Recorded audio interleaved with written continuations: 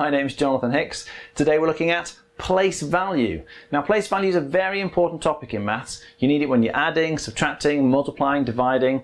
For decimals in particular, you really need to know your place value. Place value is essentially the columns that numbers fall into. So you've got your units, your tens, your hundreds. Now most people tend to be okay with those first few columns, but when it comes to the other side of the decimal point, the tenths and hundredths and things get a little bit more hazy there. So I'd like to show you a method today for how you can remember all of those columns. So let's just take a nice big number. Well, 7, 5, 4, 8, 2, 6. That's going to be my decimal point. And we'll have a 1, 4, 9. That'll do. So the first column you've got to identify is the units column, and it's always the first one on the left of the decimal point. So I'll stick a big U there for units. If you've just got 6, that's just the number 6. It's 6 units. That's all there is. The next column along is your tens, capital T for tens. That's not a 2. It's 2 tens, so this is a 20. Yep, it makes 26. The next column along is the hundreds column. Again, this is not an 8. It's 800. 8 hundreds, 2 tens, 6 units makes 826.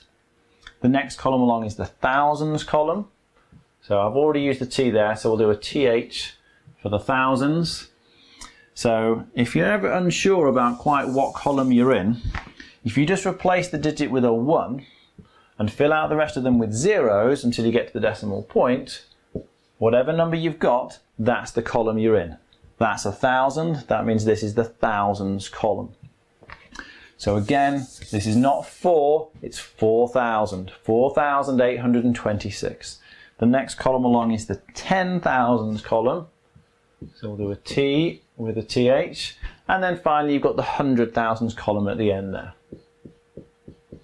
Now they just come in threes. So you get a certain kind of column and then the appropriate tens and hundreds that go with it.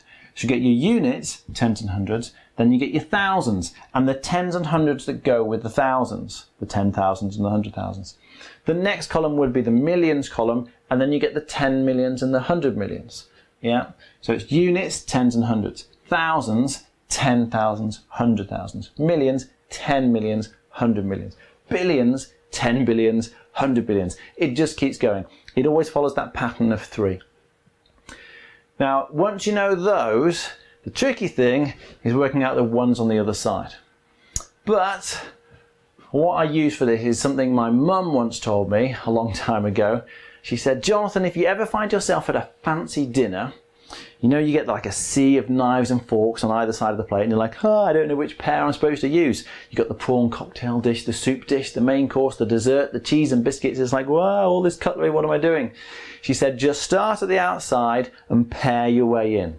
So you take the outside knife and fork, you use those for your prawn cocktail, and then you take your next ones for the next dish and you just keep working along like that. And it's exactly the same thing here. Your dinner plate, in this case, is the units column. That's the one that sits in the middle of everything. Don't worry about the decimal point. The units sits in the middle. They then pair on either side of the dinner plate, the units column in this case. Everything on this side is exactly the same as these ones, except they have a little TH in. So if this is the tens column, which would be spelt like that, then this will be the tenths column. The spelling is exactly the same, you just stick a little TH in before the S at the end. So it's tenths.